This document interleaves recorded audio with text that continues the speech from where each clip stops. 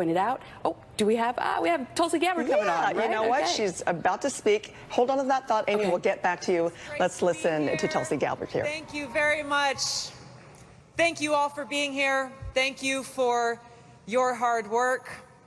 It's great to be back here in South Carolina. Your state has a very special place in my heart. I remember it like it was just yesterday when I had my first trip here. It was about 16 years ago, got off the plane in the middle of a hot summer, had fresh new boots on my feet and a rucksack on my back. I was a newly enlisted private headed to Fort Jackson for my basic combat training. It's my introduction to your kind Southern hospitality. I volunteered to deploy to Iraq just 1 year later, where I experienced firsthand the high human cost of war. And I had the great privilege of serving alongside so many great Americans who sacrificed so much and who truly embody what it means to put service above self.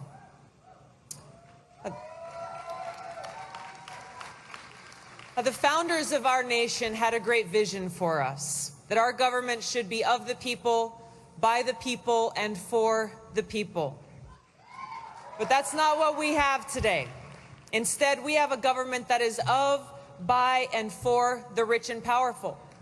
And we, the people, are left behind. You deserve a president that will put your interests ahead of the rich and powerful. And as your president, I will bring this soldier's heart, that spirit of service above self, to the White House, putting people ahead of profits, putting your well-being and the interests of the American people above all else.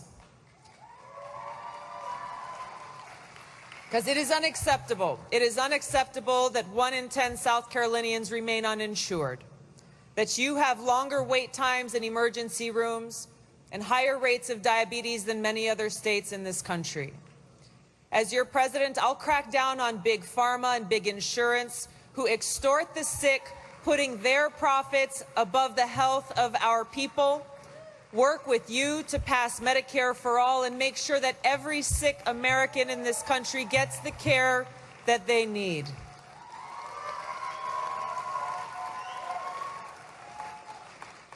Now, my aunt is here today. She's been a public school teacher here in South Carolina for her entire career, almost 40 years. And she's shared with me the challenges that teachers in this state face. That teachers here remain underpaid and overworked. As your president, I'll make education the priority it deserves by investing in our children and listening to our teachers about how we can empower them to do what they do best. As your president, I'll end the failed war on drugs that's ruined so many people's lives, that's overcrowded our prisons and torn families apart. I'll reform our criminal justice system, end the marijuana prohibition, end cash bail, and ban private prisons. I'll crack down on the overreaching intelligence agencies and big tech monopolies who are taking away our civil liberties in the name of national security and corporate greed, and protect our constitutional right to privacy and free speech.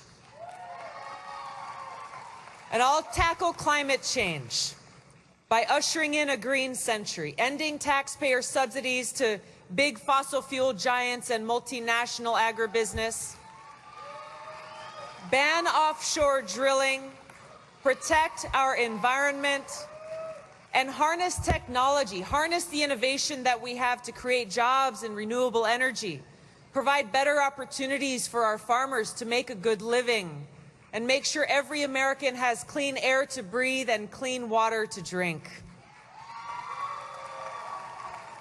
But here's the truth. We will not have the resources we need to invest in our people unless we deal with one central issue, and that is the cost of war.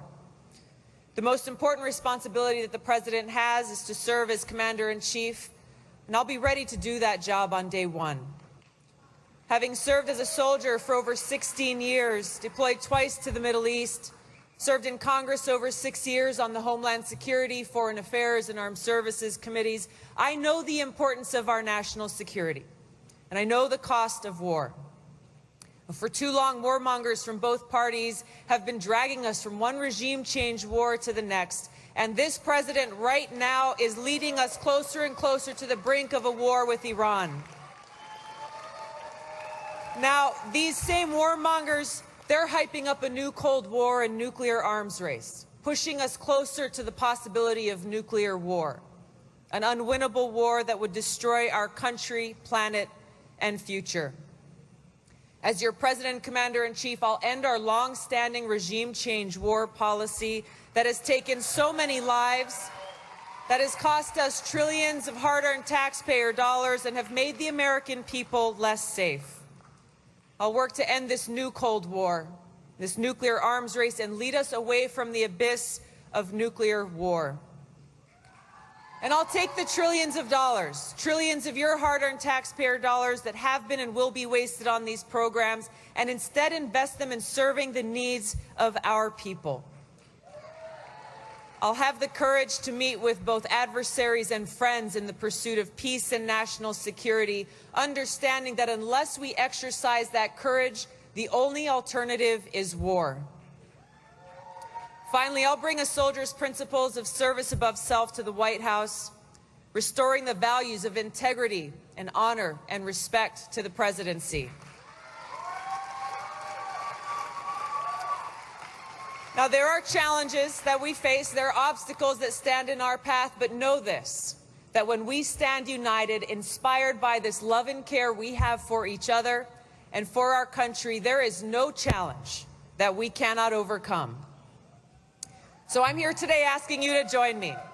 Visit Tulsi2020.com. Stand with me as we join hands to bend the arc of history away from war and towards peace and a bright future with opportunity and justice and equality for every single American.